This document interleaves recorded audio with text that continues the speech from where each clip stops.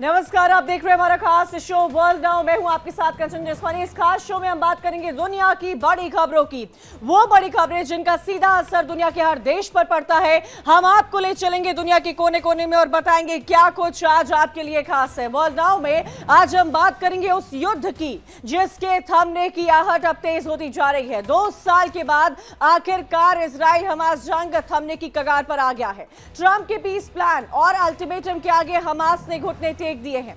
Hamas ने Trump के piece plan को मंजूर किया है, लेकिन कुछ चीजों पर हमास अपनी शर्तें चाहता है। क्या है वो शर्तें, ये भी आपको बताएंगे।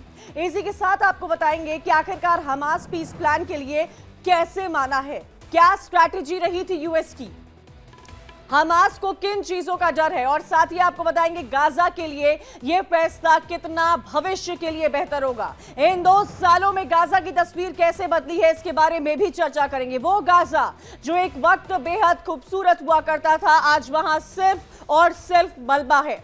आपको गाजा की बदलती तस्वीर दिखाएंगे। अब गाजा के लोगों के अंदर एक उम्मीद जगी है। क्या है वो पूरी डिटेल्स, ये तमाम चर्चा करके दिखाएंगे। इसी के बाद आपको बात करेंगे वेनेजुएला की, जिस पर ट्रंप की स्ट्राइक है। एक बार फिर से ट्रंप ने वेनेजुएला के बोट पर हमला किया है। इल्जाम वही, ड्रग तस्करी। अमेरिका लगातार ड्रग तस्करों पर कार्रवाई कर रहा है। अमेरिका का यह कहना है कि तस्करी के जरिए ड्रग्स अमेरिका तक पहुंचाए जा रहे हैं, जो अमेरिका के युवाओं को बर्बाद कर रहे हैं। आखिर क्या है ट्रंप का प्लान, इसी के साथ आपको बताएंगे कि वेनेजुएला के ड्रग्स कारोबार के बारे में, कैसे आज वेनेजुएला ड्रग तस्करी का सेंटर बना है, बहुत बड़ा हब बन चुका है। वेनेजुएला जिसके पास दुनिया में सबसे ज्यादा तेल है, वो आज भी गरीबी और महंगाई के जाल में फंसा हुआ है। इसके पीछे की क्या वजह है, ये भी आपको दिखाएंगे। आखिर क्यों वेनेजुएला की इकोनॉमी रुक गई है, ये तमाम जानकारी आपको देंगे। उसके बाद हम बात करेंगे ट्रंप के वीजा प्लान की। ट्रंप ने जो H-1B वीजा की फीस बढ़ा दी थी और उसको 88 लाख कर दिया था, जिसके खिलाफ अब पहला लॉ सूट फाइल किया गया है। ट्रंप के वीजा प्लान को अमेरिका के लोग स्वीकार ही नहीं कर रहे हैं और आखिर याचिका में क्या है, ये भी आपको बताएंगे। ट्रंप ने यह फैसला लिया था ताकि अमेरिका के युवाओं का हक उनसे छीना न जा सके, उन्हें अमेरिका में नौकरी मिले। लेकिन इस प्लान से भारत के युवा काफी प्रभावित हो रहे हैं।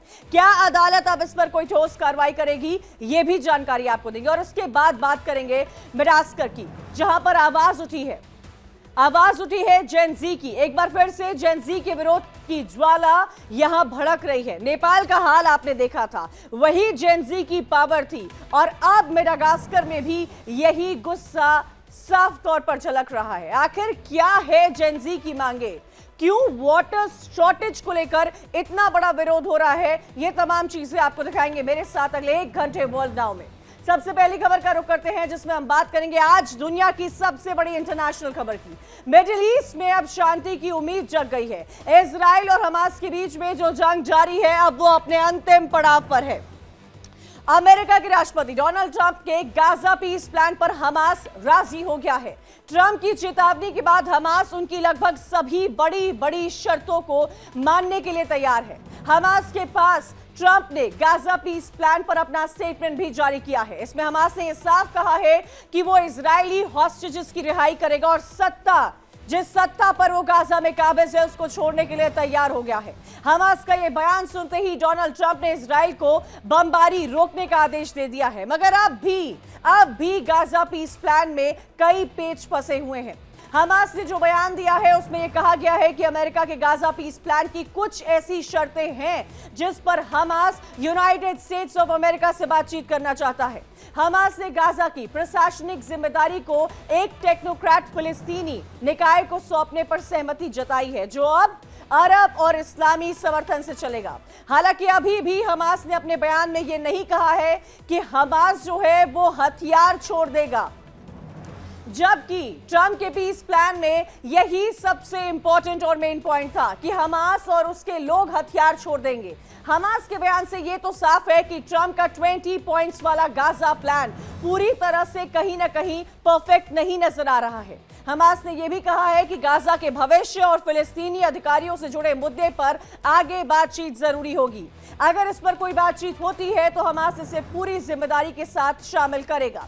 ट्रंप का गाजा पीस प्लान क्या कहता है, यह हमने आपको कई बार बताया है, लेकिन उस पीस प्लान के तहत इस समझौते को लागू करने के लिए 72 घंटे का वक्त हमास को दिया गया था और हमास से कहा गया था कि जितने भी इजरायली हॉस्टेजेस हैं, डेड एंड अलाइव, उन सबको रिहा किया जाए। मगर हमास का यह कहना है कि वो हॉस्टेजेस की रिहाई करने को तैयार तो है, मगर ये सब कुछ जमीनी हालात पर डिपेंड करता है।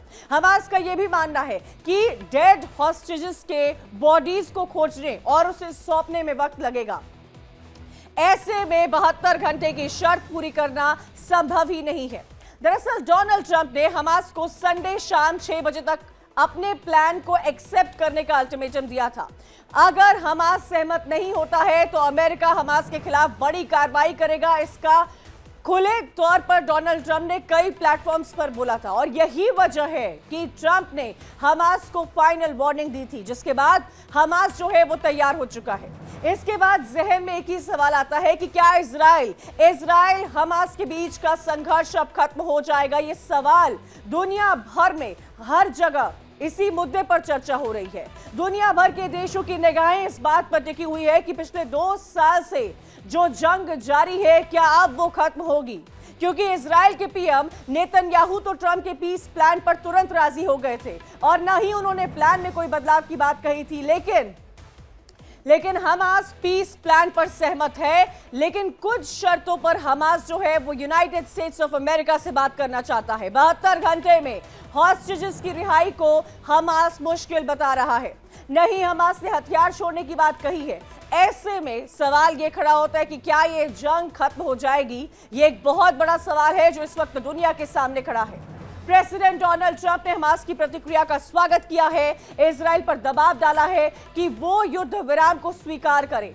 ट्रंप ने अपने सोशल प्लेटफॉर्म ट्रुथ सोशल पर कहा कि उन्हें विश्वास है कि हमास स्थायी शांति के लिए तैयार है। उन्होंने इजराइल से गाजा में बमबारी तुरंत रोकने का आग्रह किया ताकि जितने भी हॉस्टेजेस हैं उनको सुरक्षित और जल्द से जल्द रिहा किया जा सके।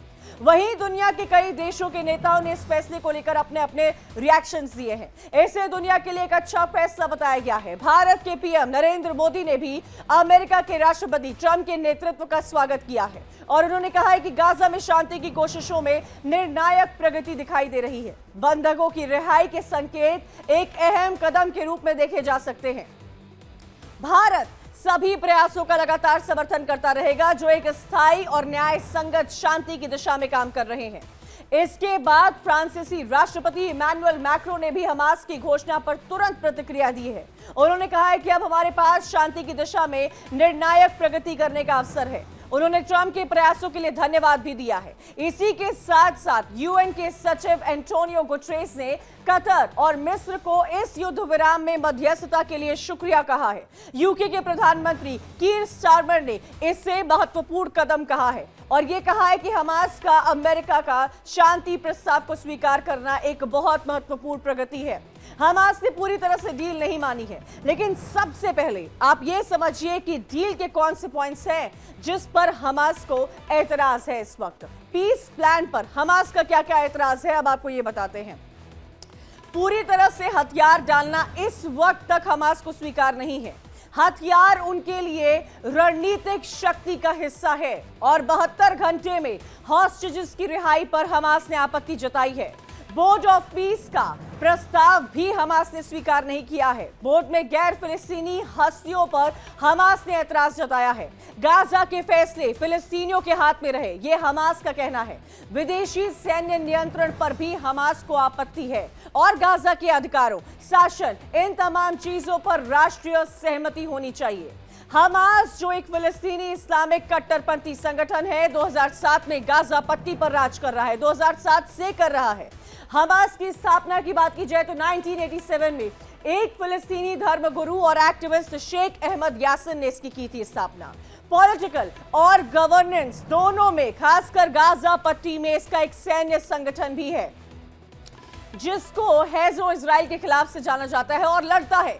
कुछ देशों के लिए यह आतंकी संगठन है, कुछ के लिए फिलिस्तीन की आजादी की लड़ाई करने वाला संगठन है। इसका मकसद है फिलिस्तीन को इंडिपेंडेंट बनाना।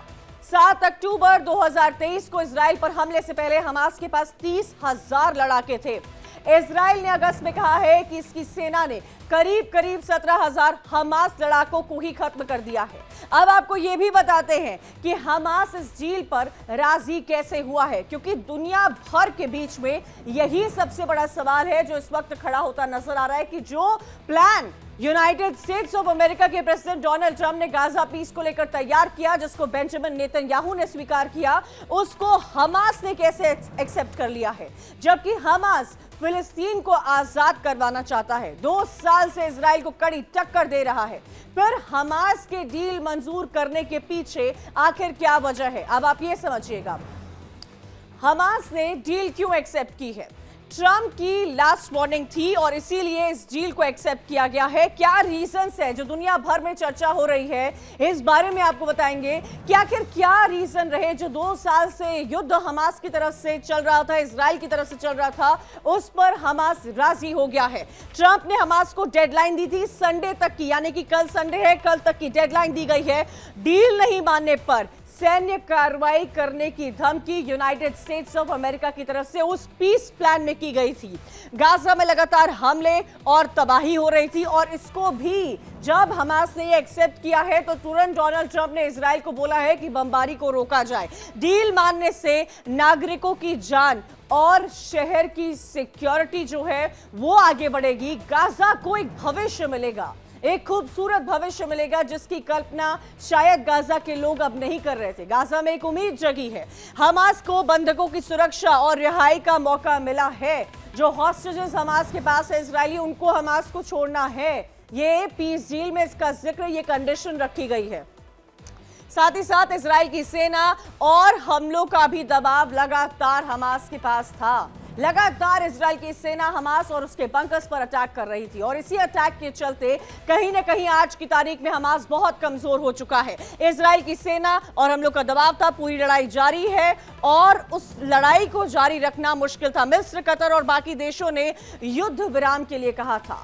ये सभी मिडिल ईस्ट के जो भी कंट्रीज थे वो तमाम बार सीज फायर का जिक्र कर रहे थे। इन सब के बीच में गाजा की स्थिति ताकि सुधर सके, यही प्लान मिडिल ईस्ट का था, यही प्लान पूरी दुनिया का था और यही peace plan United States of America के प्रेसिडेंट डोनाल्ड ट्रंप का था, जिसको हमास ने एक्सेप्ट तो कर लिया है, लेकिन अभी भी कुछ ऐसे पेच हैं जो फंसे हुए हैं। साथ ही साथ हमास ने कुछ शर्तें मानी है, जैसा कि हमने आपको बताया, कुछ ऐसी कंडीशंस हैं जिनको हमास ने एक्सेप्ट किया है, जिससे ये लगे कि पूरी तरह से आत्मसमर्पण नहीं हुआ है फिलहाल के अगर टाइम की बात की जाए।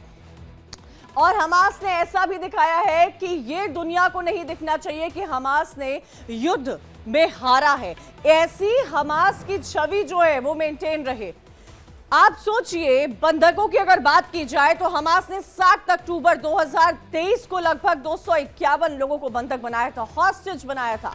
अब तक लगभग हमास के पास कई हॉस्टेजेस हैं। कुछ दिन पहले 48 हॉस्टेजेस की लिस्ट जारी की गई थी, लेकिन 148 बंधकों को हमास की तरफ से रिहा किया जा चुका है। ये सुरक्षित लौटे हैं। कुछ ऐसी रिपोर्ट्स हैं जिसमें कहा गया है कि अभी भी हमास के पास 48 बंधक हैं जो गाजा में रखे हुए हैं, जिसमें से कितने जिंदा हैं, कितने डेड है, ये अभी उसके स्टैट सामने नहीं आए हैं। इन सब के बीच में आपको ये भी समझने की जरूरत है कि हम उस गाजा की बात कर रहे हैं जो एक वक्त बहुत खूबसूरत हुआ करता था। इजराइल और हमास की इस लड़ाई में गाजा पट्टी का ज्यादातर इलाका पूरी की पूरी तरह तबाह हो चुका है। 90% इमारतें गाजा की बर्बाद हो चुकी है। इजराइल ने हमास को खत्म करने के लिए उन इलाकों को बर्बाद कर दिया जो कभी लाखों लोगों का घर हुआ करते थे। इजराइल की सेना ने हवाई हमले किए हैं और इन्हीं हवाई हमलों से ज्यादा नुकसान हुआ है। असर खान यूनिस, गाजा सिटी और जबालिया पर इसका असर पड़ा है। एक रिपोर्ट यह भी कहती है कि गाजा फिर से पहले जैसा बसाने में 80 साल लग सकते हैं। 80 years, can you imagine that? Gaza में रहने वाले लोगों के पास न तो इतना समय बचा है, न ही उनके पास इतना पैसा बचा है जो कि वो इसकी भरपाई कर सके। आज गाजा की तस्वीर पूरी तरह से बदल चुकी है। ये पीछे जो आप तस्वीरें देख रहे हैं, ये गाजा पट्टी की तस्वीरें हैं।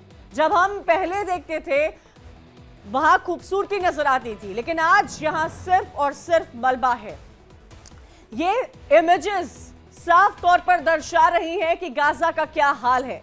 सिर्फ मलबा है, सिर्फ खंडर है, तबाही की तस्वीरें आप देख रहे हैं। लेकिन बहुत कम लोग ये जानते हैं, बहुत कम लोगों को पता है कि गाजा एक वक्त बेहद खूबसूरत हुआ करता था।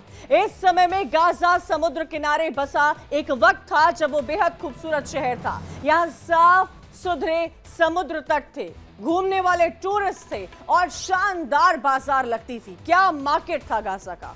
कभी ये लंबे समुद्र तट सुनहरी रेत और नीले साफ पानी के लिए मशहूर थी। गाजा में फूलों और फलों की खेती भी होती थी एक वक्त पर। यहाँ पर जैतून, अंगूर, संतरे और फूलों की खेती बहुत मशहूर हुआ करती थी। यहाँ की गलियों में सांस्कृतिक और जीवन का रंग देखने को मिलता था। पुराने जमाने के ऐतिहासिक बाजार, मस्जिदें, चर्चेस और ऐतिहासिक स्थल थे। गाजा को फेनिशियन, रोमन और ऑटोमैन समेत कई सभ्यताओं का गढ़ भी माना जाता है, जो आज की मिट्टी के ढेर में पूरी तरह से तब्दील हो चुका है। आज सिर्फ वहां मलबा है। अब आपको गूगल मैप के वो इमेजेस दिखाते हैं। आप इस गूगल मैप में अगर गाजा को देखें तो आपको सैटेलाइट से सिर्फ और सिर्फ तबाही और तबाही की ही तस्वीरें नजर आएंगी। ये जो आप तस्वीर देख रहे हैं, ये आप गाजा की तस्वीर देख रहे हैं, गूगल मैप से ली हुई ये तस्वीर है। जो आप मेरे पीछे देख रहे हैं, ये सिर्फ और सिर्फ डिस्ट्रक्शन है। ये डिस्ट्रक्शन ये दिखाता है कि गाजा के क्या हालात हुए थे। वो गाजा जो एक वक्त बहुत खूबसूरत था। इन इमेजेस को देखिए और सिर्फ खंडर, ये जो लाइट ब्राउन कलर की इमेजेस हैं, वो सिर्फ और सिर्फ मलबा है, वो सिर्फ और सिर्फ खंडर है, क्योंकि वहां सिर्फ तबाही हुई है, वहां हुआ ही सिर्फ डिस्ट्रक्शन है। ये डिस्ट्रक्शन की तस्वीर है जो इस वक्त आप मेरे पीछे देख रहे हैं। गाजा सिटी की तस्वीर पूरी बदल चुकी है। खान यूनिस पिछले 2 साल में गाजा पट्टी के 825 यानी कि 79% मस्जिदों को नुकसान पहुंचाया है। ये 2 तस्वीरें आपको दिखा रहे हैं। ये वो तस्वीर थी जो पहले की है, ये वो तस्वीर है जो अब की है। ये ऐसी इमारतें थी जो आप फर्स्ट मेरे राइट में आप पिक्चर देख रहे होंगे। ये बिल्डिंग्स हैं, ये लोगों के रहने की जगह है, ये वहां का इंफ्रास्ट्रक्चर है, ये वहां के रोड्स थे, पहले थे। और ये आज की तस्वीर है जो आप जस्ट मेरे पीछे देख रहे होंगे। ये मलबा है गाजा का। ये हालात गाजा के हुए हैं। लोग ही नहीं नजर आ रहे हैं क्योंकि लोग मजबूर हुए गाजा छोड़ने को। और वो आप देखिए रिहायशी इलाका, कलरफुल बिल्डिंग्स, लोग रह रहे थे, प्लांटेशन दिख रही है आपको। जैसे एक अच्छी हाईटेक मेट्रो सिटी में लोग रहते हैं, वैसे ही एक वक्त गाजा में लोग रहते थे। खूबसूरत घर, उन घर में बागीचे, टेरेस गार्डन, बड़ी बड़ी गाड़ियां, आलिशान सड़कें, 4 लेन्स। ये एक वक्त गाजा की अटैक से पहले तस्वीर थी, लेकिन 2 साल में गाजा का क्या हाल हुआ है वो आप मेरे पीछे लगी इन तस्वीर में देख रहे होंगे। ये दिखा रहा है कि गाजा में आज की तारीख में सिर्फ और सिर्फ मलबा है। वो पहले की तस्वीर, ये बाद की तस्वीर। ये देखिए, ये आप पहले की स्थिति की तस्वीर देख रहे हैं और ये आप अब की तस्वीर देख रहे हैं। ये दिखाती है कि गाजा का स्ट्रक्चर कैसा था। आप ये देखिए, पहले गाजा ऐसा था, कई सारे मॉस्क थे, कई सारे चर्चेस थे, कई ऐसे कल्चरल एक्टिविटीज वहां होती थी। और ये आज की तस्वीर है जो दिखाती है कि वहां पर कुछ, ये पुराने गाजा की तस्वीर है जो कलरफुल है, जो रंगीन है, जो खूबसूरत है। लेकिन आज गाजा बर्बाद हो चुका है। गाजा पट्टी के 825 यानी कि 79% मॉस्क को नुकसान पहुंचा है। इनमें से 611 मस्जिद पूरी तरह से तबाह हो चुके हैं। तस्वीरें आप देखिए, पहले और बाद की तस्वीरें लगातार हम आपको दिखाते रहेंगे। एक वक्त हुआ करता था जब गाजा खूबसूरत था। गाजा में प्लांटेशन, पेड़ पौधे 97% बर्बाद हो चुके हैं और उनके बर्बाद होने से 6.1 करोड़ टन मलबा जमा हो चुका है। आप सोचिए, ये सिर्फ मलबा है। 6.1 करोड़ टन मलबा वहां पर है, जो मिस्र के 15 ग्रेट पिरामिड्स या 25 आईफिल टावर जितना है। 25 आईफिल टावर। आप सोचिए, गाजा का नैनो निशान मिटने की कगार पर है। इजराइल के हमले से गाजा के हालात हर दिन खराब होते गए। जो रीसेंट की रिपोर्ट्स हैं उसमें गाजा में बम, बारूद, भूखमरी, कुपोषण, माल न्यूट्रिशन, इन तमाम चीजों से लोग परेशान हैं। वहां भूखमरी जैसे हालात है। गाजा में 5 लाख से अधिक लोग अकाल जैसी स्थिति का सामना कर रहे हैं और 10 लाख लोग गंभीर खाद्य संकट से जूझ रहे हैं। भूख की वजह से वहां लोग मर रहे हैं। गाजा में हालात इतने बदतर हो चुके हैं कि थोड़े से अनाज के लिए लोग एक दूसरे से लड़ते हैं, एक दूसरे से मारपीट करते हैं क्योंकि वो भूखे हैं, उनके पास खाने को कुछ नहीं है। बच्चों की हालत बहुत गंभीर बनी हुई है। गाजा के अल शफा अस्पताल के एक अधिकारी के मुताबिक इस साल 21 छोटे बच्चों की मौत सिर्फ और सिर्फ भूख से हुई है। इसमें एक बात तो साफ है कि सिर्फ बम और गोलियों से नहीं, गाजा में भूख से जान गई है।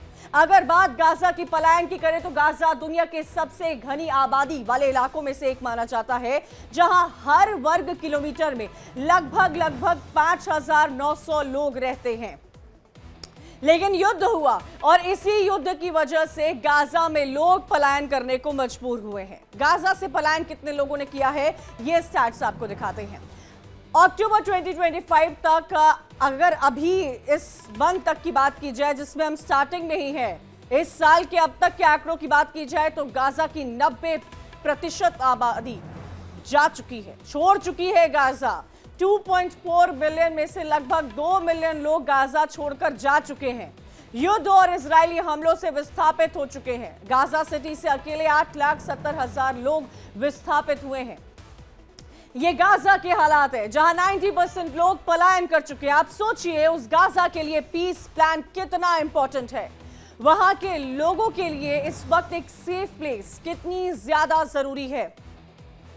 अगर ये पीस प्लान एग्जीक्यूट होता है तो गाजा फिर से बसने की कवायद पर शुरू हो जाएगा। ट्रंप के पीस प्लान के तहत गाजा को मदद पहुंचाई जाएगी। ट्रंप के प्लान के तहत गाजा का मैप पूरी तरह से बदल भी सकता है। ये प्लान तैयार किया गया है, वही मैप जो हमने पहले आपको दिखाया, एक बार फिर से आप देखिए। ये वो मैप है जो डोनाल्ड ट्रंप अपने पीस प्लान में लेकर आए थे, जिसमें blue, red and yellow line है। Blue line that shows Israeli सेना, वो उसके कंट्रोल में रहेगी। येलो लाइन जहां पर धक्कों को छोड़ने के लिए इजरायली सेना आएगी, और रेड लाइन जहां इजराइल की सेना आकर रुक जाएगी। बफर जोन भी है, इसके आर पार जाने की किसी को इजाजत ही नहीं होगी। यह देखना होगा कि आगे आने वाले समय में गाजा का हाल क्या होगा। हमास इस डील पर और क्या मांग रखेगा, क्योंकि हमास तैयार तो हो चुका है, लेकिन कुछ ऐसी शर्तें हैं जो इस वक्त भी हमास की तरफ से दुनिया की नजरें टिकी हुई है कि क्या हमास पूरे के पूरे 20 पीस प्लान को जो डोनाल्ड ट्रंप की तरफ से शेयर किया गया है उसको मानता है या नहीं मानता है। ये वर्ल्ड नाउ की हमारी पहली स्टोरी थी। अब हम वर्ल्ड नाउ में आगे बढ़ेंगे और बात करेंगे वेनेजुएला की, जहां एक बार फिर से अमेरिका में मिसाइलों की बरसात की है। अमेरिका ने वेनेजुएला के तट के पास से एक और ड्रग तस्करी के लिए जा रहे जहाज को निशाना बनाया है। ट्रंप प्रशासन के आदेश पर इस काइटोनेटिक स्ट्राइक में नाव पर मौजूद 4 लोगों की मौत हो गई है। रक्षा मंत्री ने कहा है कि खुफिया रिपोर्ट में यह साफ कहा गया है कि यह जो जहाज था वो नशे की तस्करी कर रहा था। इस पर मौजूद लोग नार्को टेररिस्ट थे। इस हमले में जहाज पूरी तरह से तबाह हो गया है। अमेरिका के रक्षा मंत्री पीटर हेग्सेट ने तस्करों की बोट पर अमेरिकी सेना के हमले का वीडियो भी शेयर किया है, और उन्होंने लिखा है कि तस्करों को रोकने और अमेरिकी को निशाने से बचने के लिए, नशे से बचने के लिए आगे भी ऐसे ही हमले जारी रहेंगे। मैं चाहती हूं कि आप इस वीडियो को देखिए और ध्यान से देखिए इस वीडियो को। ये जो आप आग का गुबार देख रहे हैं वो अटैक के बाद का वीडियो है, उसके बाद उस शिप का, जहाज का क्या होता है। लेकिन इस वीडियो को देखकर एक बात तो समझा जा सकता है कि अमेरिका और अमेरिका की मिलिट्री ऑपरेशंस, नेवी ऑपरेशंस ऐसे होते हैं कि कैरेबियन सी में अगर कोई नाव उनको दिखती है जिस पर उनको डाउट होता है तो उसका हाल ये देखिए। आप 2 मिनट इसको देखिए कि कैसे ये जो जहाज है वो जा रहा होता है और अचानक से इस पर अटैक, ये ध्वस्त हो जाता है। 4 नार्को टेररिस्ट जो अमेरिका के कहना है वो मारे गए हैं। इस वीडियो में साफ देखा जा सकता है कि ड्रग तस्करों को एहसास भी नहीं होता है कि उनका कोई पीछा कर रहा था। वो तेजी से भागने की कोशिश करते हैं, मगर इसी दौरान अमेरिका की नौसेना तस्करों की बोट पर जोरदार हमला कर देती है और वो पूरी की पूरी बोट ड्रग्स के साथ वहीं कैरेबियन सी में ध्वस्त हो जाती है। इसके बाद इस वीडियो में आप साफ तौर पर देख पा रहे होंगे कि बोट के परकच्चे कैसे उड़ जाते हैं। समुद्र में देर तक बोट में आग और आग का धुआं उठता हुआ नजर आ रहा है। हेक्सेट का यह कहना है कि जो जहाज अमेरिका की जनता को जहर पहुंचाएगा वो समुद्र में ही ऐसे ही तबाह किया जाएगा। ट्रंप की जीरो टॉलरेंस पॉलिसी अब खुले तौर पर नजर आ रही है। अमेरिका ने पूरी दुनिया को यह चेतावनी दी है कि इस तरह के स्ट्राइक तब तक जारी रहेंगे जब तक ड्रग कार्टेल और उसके नेटवर्क को पूरी तरह से खत्म न किया जाए। यह चौथा ऐसा अटैक है वेनेजुएला की बोट पर। इससे पहले भी 2 सितंबर को अमेरिका की सेना ने कैरेबियन सी में एक स्पीड बोट पर हमला किया था और इस हमले में 11 लोग मारे गए थे। नेक्स्ट अटैक था 15 सितंबर को, एक जहाज पर किया गया था, 3 की मौत हुई थी और उसके बाद जो तीसरा था वो भी 20 सितंबर को था, जिसकी जानकारी डोनाल्ड ट्रंप ने खुद सोशल मीडिया प्लेटफॉर्म पर दी थी। अमेरिका की सेना ने एक और जहाज को नष्ट कर दिया है जिसमें कई लोग मारे गए हैं। ट्रंप प्रशासन ने इसे ट्रेन डे अरागुआ गिरोह से जुड़ा हुआ बताया है। अब 4 अक्टूबर को एक और चौथा हमला किया है जिसमें 4 लोग मारे गए हैं। ट्रंप सरकार का यह कहना है कि ये सभी जहाज अमेरिका में नशे की सप्लाई करते हैं और ड्रग कार्टेल से जुड़े हुए हैं। आपको यह भी बता दें कि राष्ट्रपति ट्रंप ने पहले ही कई गैंग्स को विदेशी आतंकी संगठन घोषित किया है, जिससे अमेरिका और वेनेजुएला के बीच लगातार तनाव बढ़ते रहे हैं। वेनेजुएला इससे नाराज है। राष्ट्रपति मादुरो ने कहा है कि यह संप्रभुता पर हमला है। इससे पहले भी ट्रंप प्रशासन ने वेनेजुएला के राष्ट्रपति मादुरो पर अमेरिका में नशीले पदार्थ की तस्करी के लिए ड्रग्स कार्टेल से मिले होने का आरोप लगाया है। इसी के साथ आपको यह भी बता दें कि अमेरिका ने मादुरो की गिरफ्तारी के लिए घोषित इनाम को 2 गुना किया है और उस राशि को $5 करोड़ किया गया है। अमेरिका इन हमलों को नॉन इंटरनेशनल आर्म्ड कॉन्फ्लिक्ट के रूप में पेश कर रहा है। अमेरिका ने वेनेजुएला पर आरोप लगाया है कि वहां से ड्रग्स की बड़ी बड़ी खेपें निकलती हैं और वो वेनेजुएला को मदद करती है, वेनेजुएला की सरकार को मदद करती है और सरकार सहयोग करती है। इन तस्करों के साथ सरकार मिली हुई है वेनेजुएला की और इसी वजह से यूनाइटेड स्टेट्स ऑफ अमेरिका ने वेनेजुएला के नजदीक ड्रग तस्करों की नाव और जहाज पर सैन्य हमले करते हुए कई आरोप लगाए हैं। अमेरिका ने वेनेजुएला पर यह भी आरोप लगाया है कि वहां से ड्रग्स की बड़ी खेप निकलती है। वेनेजुएला लगातार इसमें सहयोग करता है इन ड्रग तस्करों को। इन सब के बीच में आपको यह भी बता दें कि इन तस्करों के साथ अमेरिका का यह कहना है कि वेनेजुएला की सरकार जो है वो मिली हुई है। इन सब के बीच में आपको यह भी समझने की जरूरत है कि अमेरिका जो वेनेजुएला के नजदीक जितने भी उनको कैरेबियन सी में ऐसा लगता है कि वो वेनेजुएला से आ रहे हैं, वो उन पर अटैक कर देता है। यही अमेरिका का काम है और यही कैरेबियन सी में आपने देखा।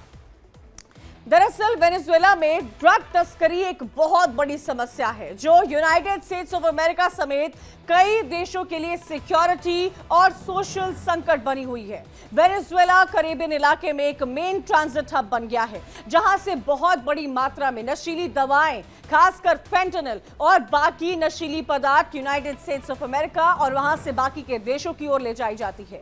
कोलंबिया से आने वाले कोकेन के लिए वेनेजुएला, मध्य अमेरिका और मेक्सिको, ये तमाम देश जो है वो अमेरिका तक सप्लाई करते हैं। उनका रास्ता अमेरिका तक इस ड्रग्स को पहुंचाता है। ये जो ड्रग की तस्करी होती है ये समुद्री जहाजों से होती है, नाव से होती है जिसको ध्वस्त किया गया है और कई ऐसे गुप्त रास्ते हैं जिनसे होती है। 2010 में वेनेजुएला भी धीरे धीरे कोकेन का उत्पादक बन गया और ट्रेन डे अरागुआ जैसे गिरोह ड्रग तस्करी और हिंसा में सक्रिय हैं। ये गिरोह ड्रग को अंतर्राष्ट्रीय बाजार में पहुंचाने का काम करते हैं और खूब पैसा कमाते हैं। संयुक्त राष्ट्र के अनुसार डेटा क्या कहता है आप ये समझिएगा। वेनेजुएला में ड्रग्स का व्यापार कितना है आप ये भी समझिएगा। 2002 में वेनेजुएला से कोकेन की तस्करी जो है वो बढ़ जाती है। 2005 में वेनेजुएला ने यूएस ड्रग एनफोर्समेंट एजेंसी से पूरी तरह से रिश्ता तोड़ दिया, जिससे कि तस्करों के लिए वेनेजुएला एक स्पॉट बन गया। 2004 से लेकर 2007 तक कोलंबिया से आने वाली कोकेन 4 गुना ज्यादा बढ़ जाती है और 2007 में विश्व व्यापार में वेनेजुएला से आने वाली कोकेन का हिस्सा 17% रहता है।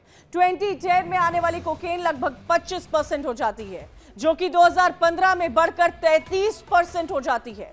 दक्षिण अमेरिका से निकलने वाली 1/3 कोकेन वेनेजुएला से आती है। 2021 से लेकर 2025 के दौरान अमेरिका ने ड्रग तस्करी को रोकने के लिए कई कार्रवाई की है। और वो कार्रवाई सैन्य लेवल पर हुई है।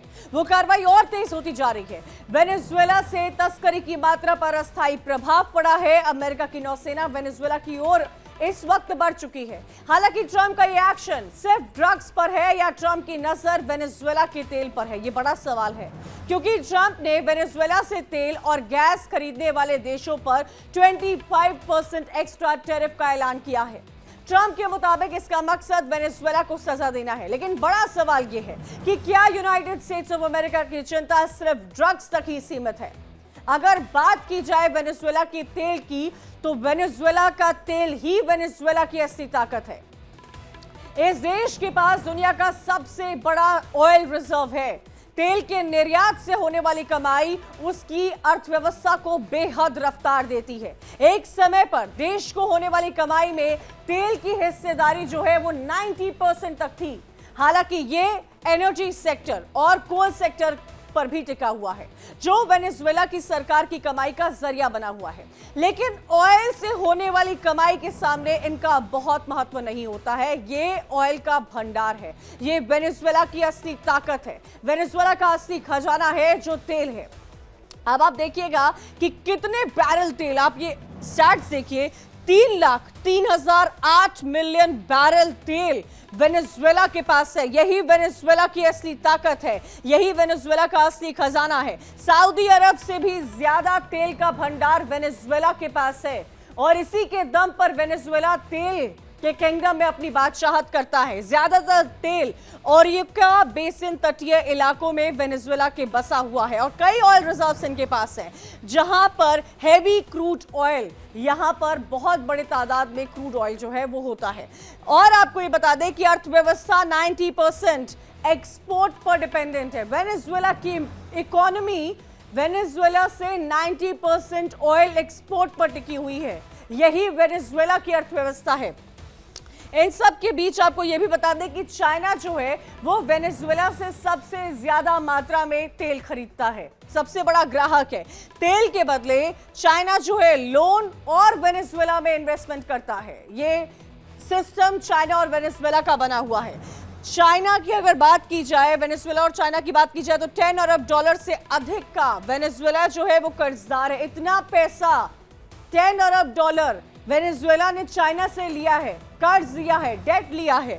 वेनेजुएला, भारत भी वेनेजुएला से तेल जो है वो लेता है। रशिया के अलावा, अमेरिका के अलावा, सऊदी के अलावा वेनेजुएला से भी इंडिया जो है वो तेल लेता है। Venezuela is centre of oil और यही इसीलिए सवाल किया जा रहा है कि क्या यूनाइटेड स्टेट्स ऑफ अमेरिका का जो इंटरेस्ट है वो वेनेजुएला पर भी तो नहीं है, क्योंकि हमने आपको दिखाया कि कैसे चाइना जो है वो कितना बड़ा क्लाइंट है, इंडिया भी उससे लेता है। अमेरिका के पास लगभग 55 बिलियन बैरल तेल है। इसका मतलब ये है कि जो वेनेजुएला के पास तेल का भंडार है वो अमेरिका के तेल भंडार से 5 गुना ज्यादा है। और इसके बावजूद वेनेजुएला दुनिया के सबसे गरीब देशों में शुमार है। अमेरिका पहले वेनेजुएला से बहुत तेल खरीदता था, लेकिन वेनेजुएला ने ऑयल पर अपना नियंत्रण बढ़ाया, जिससे यूनाइटेड स्टेट्स ऑफ अमेरिका नाराज हो जाता है। 1999 में हागो चावेज राष्ट्रपति बने और अमेरिका के खिलाफ बोलने लगे। अब मादुरो राष्ट्रपति है। अमेरिका उनकी सरकार को पूरी तरह नहीं मानती है। अमेरिका ने वेनेजुएला पर कई सैंक्शंस लगाए हैं और इस वजह से जो ऑयल का व्यापार है, बैंकिंग का सेक्टर है, उन सब पर वेनेजुएला पर असर पड़ चुका है।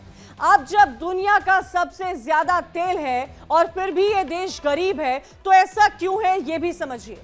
वेनेजुएला के तेल भंडार मुख्य रूप से ओरिनोको बेल्ट में है और इस बेल्ट में बहुत भारी तादाद में क्रूड ऑयल पाया जाता है, कच्चा तेल पाया जाता है, जो बहुत ज्यादा चिपचिपा होता है। उसकी यानी कि चिपचिपा समझिए कि उसकी डेंसिटी ज्यादा होती है। हालांकि इसे पारंपरिक तेल की अपेक्षा निकालना बहुत कठिन होता है और बहुत महंगा भी होता है। और इस तेल को निकालने के लिए कई खास मॉडर्न टेक्नोलॉजी का इस्तेमाल वेनेजुएला करता है। उसे बेचने के योग्य बनाया जाता है। वेनेजुएला के कच्चे तेल का जो डेंसिटी है वो ज्यादा है और ज्यादा होने की वजह से कहीं ना कहीं वेनेजुएला को इसकी परेशानी होती है। सल्फर की मात्रा उसमें अधिक है और इसी वजह से ये तेल बाकी देशों के कच्चे तेल के मुकाबले कम कीमत पर बिकता है और इसी के साथ तेल उत्पादन में सरकारी कंपनी पेट्रोलियस डी वेनेजुएला का दबदबा है, जिनके पुराने ढांचे, कम निवेश और इंटरनेशनल बैन के चलते वेनेजुएला तेल में ज्यादा नहीं कमा पाता है, जिसके पास इतना ज्यादा तेल है। 2023 की बात की जाए तो वेनेजुएला ने सिर्फ 4.05 अरब डॉलर का कच्चा तेल निर्यात किया था, जो सऊदी अरब और अमेरिका जैसे देशों की तुलना में बहुत कम माना जाता है। वेनेजुएला की इकोनॉमी की अगर बात की जाए तो आज की तारीख में 2025 में बहुत बड़ा संकट वेनेजुएला की इकोनॉमी में है। देश के इतिहास का सबसे बुरा आर्थिक दौर माना जा रहा है इस वक्त। मेन कारण वेनेजुएला में महंगाई है। अगर बात वेनेजुएला की इकोनॉमी की करें तो वेनेजुएला की जीडीपी करीब 108 अरब डॉलर की है, जो बाकी देशों के मुकाबले बहुत कम है। इस देश में महंगाई बहुत ज्यादा है। 2018 में महंगाई 1,00,000% से ज्यादा थी। 2023 में यह महंगाई दर 400% हो गई थी। 2024 और 25 में घटती है और लगभग 150 से 200% आती है। 2014 के बाद तेल की कीमतें घटने से वेनेजुएला को बहुत आर्थिक नुकसान हुआ है।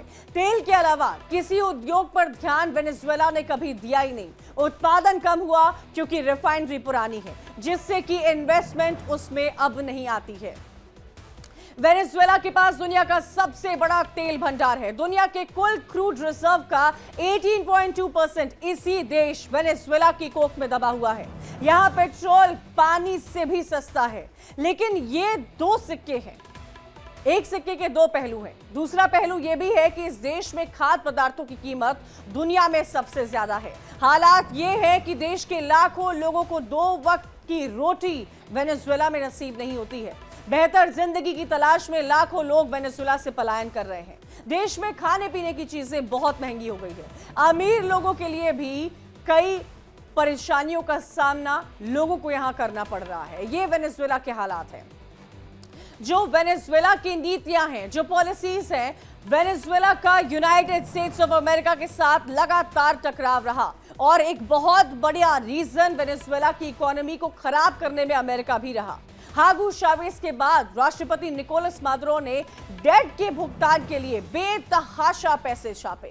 इससे करेंसी की कीमत काफी गिर गई। मादुरो ने 2019 में करेंसी कंट्रोल में छूट दी। रूढ़िवादी आर्थिक नीतियों के साथ साथ सरकारी खर्च में कमी और टैक्स में बढ़ोतरी से देश में 1 साल तक महंगाई सिंगल डिजिट में रही, लेकिन फिर इसमें उछाल आया। 2014 से लेकर 2019 तक इन 5 सालों में देश की जो इकोनॉमी है वो 80% रिकॉर्ड की गई, वो सिकुड़ गई थी, जो कि वेनेजुएला के पिछले 45 साल में महंगाई तो चरम पर थी, लेकिन लोगों की इनकम ही नहीं बढ़ रही थी। और अमेरिका के साथ वेनेजुएला का लगातार तनाव था। वेनेजुएला की मुश्किलें इसलिए और बढ़ती चली गई। तो ये हालात इस वक्त वेनेजुएला के बने हुए हैं। ट्रंप के H-1B वीजा की फीस बढ़ने वाले फैसले को लेकर अब कानूनी लड़ाई शुरू हो गई है। स्वास्थ्य सेवा से जुड़े धार्मिक संगठन, यूनिवर्सिटी के प्रोफेसर और बाकी समूह के गठबंधन ने संघीय अदालत में H-1B वीजा को लेकर मुकदमा दायर किया है, जिसमें यह कहा गया है कि इस योजना ने नियोक्ताओं को, कर्मचारियों को और एजेंसियों को अफरा तफरी में डाल दिया है। सैन फ्रांसिस्को की अदालत में दायर मुकदमे में कहा गया कि H-1B कार्यक्रम अमेरिका में स्वास्थ्य कर्मी और शिक्षकों की नियुक्ति के लिए काफी अहम रास्ता है।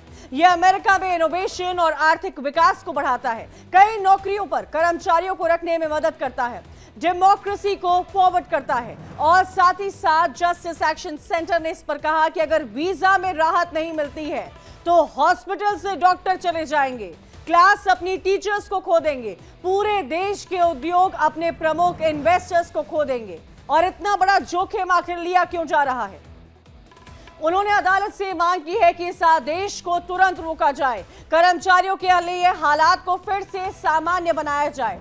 उन्होंने इस नई फीस को ट्रंप की नई एंटी इमिग्रेशन चाल कही है।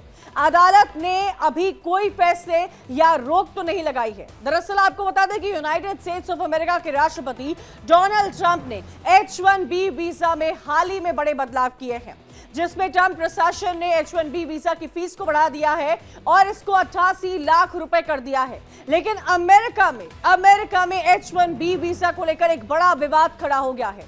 राष्ट्रपति डोनाल्ड ट्रंप ने उस आदेश के खिलाफ अदालत में पहला लॉसूट दायर किया गया है। ट्रंप ने ये जो आदेश दिया था, इसको अचानक लागू करने की तैयारी ने कंपनी और वहां पर काम कर रहे कर्मचारियों को, दोनों को अफरा तफरी में डाल दिया है। डोनाल्ड ट्रंप ने 19 सितंबर को ये इस आदेश पर हस्ताक्षर किए थे। उनका यह कहना है कि H-1B वीजा प्रोग्राम का दुरुपयोग किया जा रहा है। अमेरिका के कर्मचारियों को सस्ते विदेशी श्रमिकों से रिप्लेस किया जा रहा है।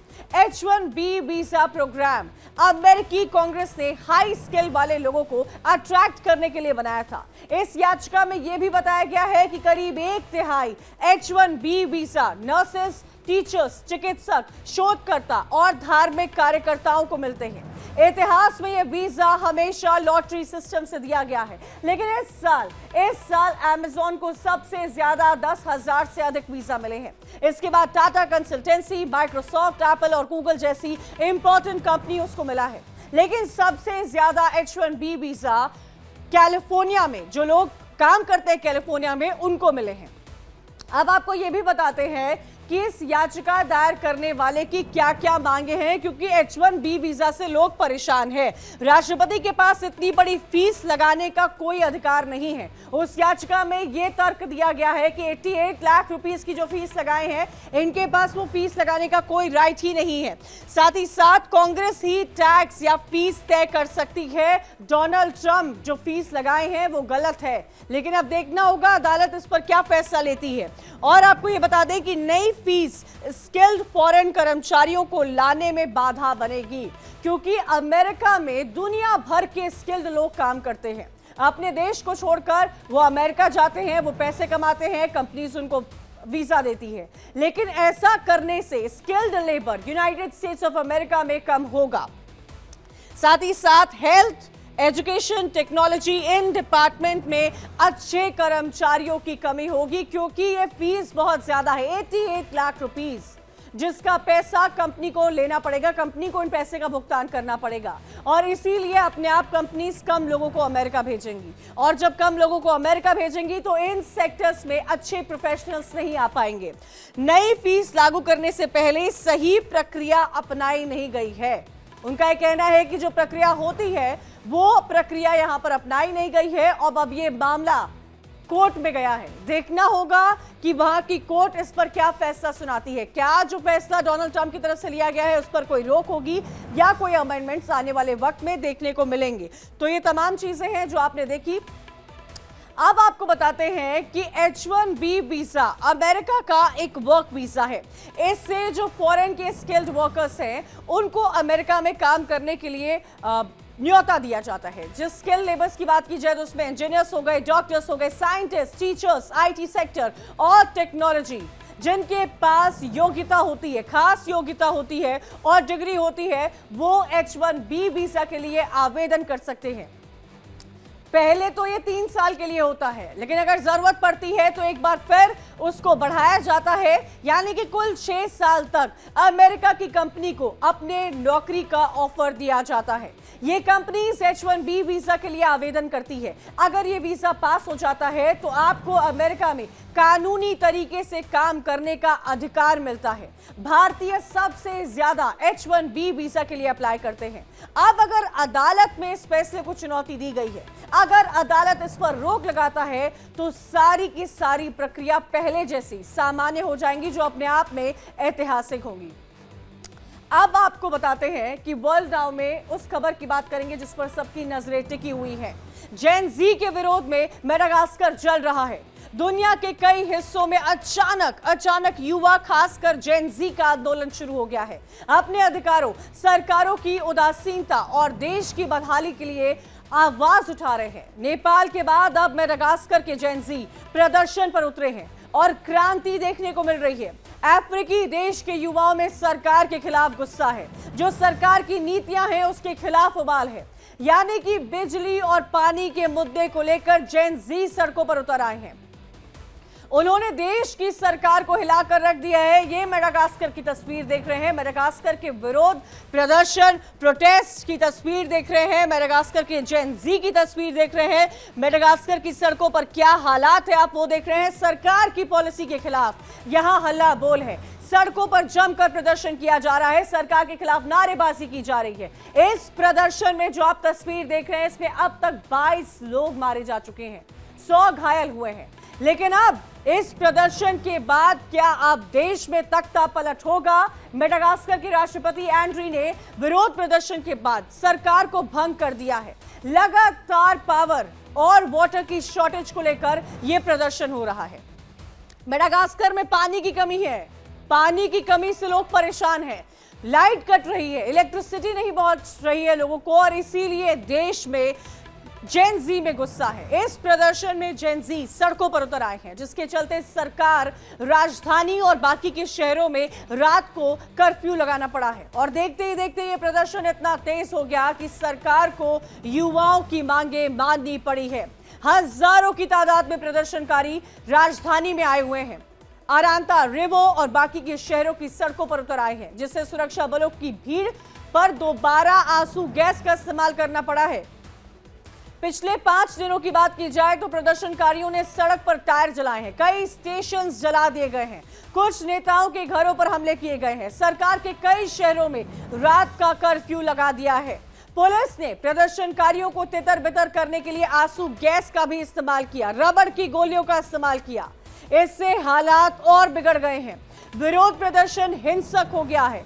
14 लाख की आबादी वाला देश, उसकी राजधानी में सुपरमार्केट, उपकरण की दुकानें और बैंक्स में लूटपाट हुई है। ठीक वैसे ही जैसे हाल ही में नेपाल में हुई थी, वैसा ही हाल इस वक्त मेडागास्कर का है। मेडागास्कर में आखिर क्यों प्रदर्शन हुआ है, इस बात को समझिएगा। मेडागास्कर अफ्रीका के पूर्वी तट पे स्थित है। साउथ अफ्रीका का मेडागास्कर देश है और यहां पर इस वक्त प्रदर्शन हो रहा है। 3.1 करोड़ की आबादी वाला ये एक द्वीप है, जिसकी आबादी बहुत लिमिटेड है। 3 करोड़ के आसपास की इसकी आबादी है। नेपाल की भी आबादी 3 करोड़ के ही आसपास है। राष्ट्रपति एंड्रयू ने इनके खिलाफ, वहां के प्रेसिडेंट के खिलाफ जो है मेडागास्कर में विरोध प्रदर्शन हो रहा है, सरकारी पॉलिसीज के खिलाफ विरोध प्रदर्शन हो रहा है। पानी की किल्लत से मेडागास्कर गूंज रहा है, इलेक्ट्रिसिटी लोगों को मिल नहीं पा रही है और इसी वजह से वहां का जो जेन जी है वो इस वक्त मेडागास्कर की सड़कों पर है। लोग सरकार के खिलाफ आवाज उठा रहे हैं, तख्ता पलट की मांग कर रहे हैं। सरकार भंग कर दी गई है, लेकिन विरोध प्रदर्शन थमने का नाम नहीं ले रहा है। और इन सब के बीच में जेन जी ने वहां के प्रेसिडेंट के इस्तीफे की मांग की है। ये हूबहू वैसा ही हो रहा है जैसा हमने नेपाल में देखा था, जैसा नेपाल से पहले हमने श्रीलंका में देखा था। आखिर जेन जी का ये क्या तरीका है आंदोलन का, ये क्या पैटर्न है आंदोलन का, वो आपको दिखा रहे हैं। इटली में भी कुछ ऐसे ही प्रोटेस्ट हो रहे हैं जो हमने आपको दिखाए थे। फिलीपींस का भी कुछ ऐसा ही हाल है। जेन जी का गुस्सा नेताओं के वादे पूरा न करने पर है। अब नेताओं को भी सोचने की जरूरत है कि नेता आ तो जाते हैं, चुन तो लिए जाते हैं, लेकिन अपने वादों पर नहीं टिकते, और नहीं टिकने की वजह से इस वक्त मेडागास्कर में प्रोटेस्ट हो रहा है। वो प्रोटेस्ट हिंसक हो गया है। 22 लोग मर चुके हैं, 100 घायल हैं। ये आंकड़े हैं। महंगाई, बिजली पानी किसी देश, किसी भी आइलैंड के लिए सबसे बेसिक चीज होती है। और आज की तारीख में मेडागास्कर में वाटर शॉर्टेज को लेकर यह प्रोटेस्ट हो रहा है। लोगों को पीने का पानी नहीं है, पानी की किल्लत पे पहुंच गए हैं ये लोग, और सरकार लोगों की समस्याएं को हल नहीं कर पा रही है। कोशिश की जा रही है लेकिन कोई समाधान इस वक्त नहीं निकल पा रहा है। विरोध प्रदर्शन रोकने के लिए कई हथकंडे अपनाए गए, लेकिन विरोध प्रदर्शन थमता हुआ नहीं नजर आ रहा है। लोगों की आमदनी कम है और इन्फ्लेशन ज्यादा है। जब आमदनी कम होती है और महंगाई ज्यादा होती है तो ऐसे ही हालात होते हैं। लोग परेशान होकर सड़कों पर उतर आते हैं और वो सड़कों पर उतरकर हिंसक विरोध प्रदर्शन करते हैं। सरकारी संसाधनों का सही इस्तेमाल नहीं किया जा रहा है सरकार की तरफ से, यानी कि जो गवर्नमेंट का इंफ्रास्ट्रक्चर है उसे गवर्नमेंट सही तरीके से इस्तेमाल नहीं कर रही है। ये जेन जी का विरोध है। यही मेडागास्कर के जेन जी इस बात को लेकर विरोध प्रदर्शन कर रहे हैं। आगे बढ़ते और आपको बताते हैं कि ये जो प्रदर्शन है वो यूं ही नहीं हुआ, बल्कि सालों से मेडागास्कर में आर्थिक तंगी है, लोगों में नाराजगी है। वर्ल्ड बैंक की रिपोर्ट कहती है कि 2022 में मेडागास्कर की 3 करोड़ आबादी में लगभग 75% लोग गरीबी रेखा से नीचे जीवन बिता रहे थे। और इसी के चलते अब बिजली पानी की कटौती पर लोगों में गुस्सा है। युवाओं ने तख्ता पलट कर दिया है। वहां पर यह प्रोटेस्ट नेपाल के जेनजी जैसा ही है, क्योंकि प्रदर्शनकारियों ने झंडे लहराए थे, वैसी ही टी शर्ट्स पहनी थी और जस्टिस फॉर मेडागास्कर को लेकर पोस्टर्स घूम रहे थे और उन्होंने ये कहा कि हम तंग आ चुके हैं, हम जीना चाहते हैं, सिर्फ जिंदा रहना नहीं। ऐसे स्लोगन्स लिखे हुए थे। राष्ट्रपति राजोएलिना ने इन प्रदर्शन को तख्ता पलट की कोशिश करार दिया है। उन्होंने कहा है कि कुछ लोग देश को बर्बाद करने की कोशिश कर रहे हैं और यह आंदोलन विदेशी ताकतों की मदद से हो रहा है। उन्होंने यह भी आरोप लगाया कि यह आंदोलन चुनाव के माध्यम से नहीं बल्कि सत्ता हथियाने के लिए किया जा रहा है। अगर बात करें मेडागास्कर की, तो मेडागास्कर की अर्थव्यवस्था विकासशील है। कई चुनौतियां हैं और उन चुनौतियों का मेडागास्कर इस वक्त सामना कर रहा है। 2024 में मेडागास्कर की कुल जीडीपी लगभग 17.42 बिलियन डॉलर की थी। वहां पर विकास की जो दर है वो 4.25% है। 2025 में इसकी जीडीपी में वृद्धि हुई थी और 3.9% हुई थी, यानी कि प्रति व्यक्ति की आय लगभग $594 है। मतलब कि ये देश बहुत गरीब है, आम लोगों के पास पैसा बहुत कम है और वहां पर कमाई का जरिया भी कम है। देश में रोजगार के अवसर बहुत कम है।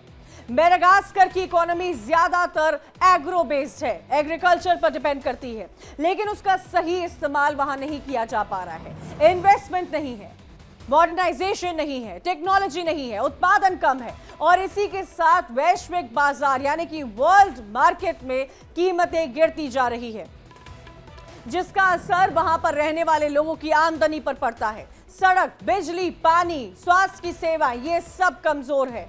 व्यापार और उद्योग, खेती सही तरीके से नहीं हो पा रही है। लगातार पॉलिटिकल क्राइसिस है, सरकार पर करप्शन के आरोप है, सरकारी योजनाओं का लाभ आम लोगों तक पहुंच ही नहीं पा रहे और इसीलिए मेडागास्कर की जनता में गुस्सा है, आक्रोश है और इसी वजह से आज वो लोग सड़कों पर उतर आए हैं। इसी के साथ आज मेरे साथ वर्ल्ड नाउ में इतना ही। कल आपसे फिर होगी मुलाकात कई इंटरनेशनल खबरों के साथ। अब बारी है हमारे आज के सवाल की। हमारा आज का सवाल है, कनाडा की राजधानी क्या है? आपके ऑप्शंस है ओटावा और सेकंड वॉशिंगटन। आप अपना जवाब 7240772407 पर व्हाट्सएप कर सकते हैं। सही जवाब देने वाले विजेता को मिलेगा शानदार इनाम।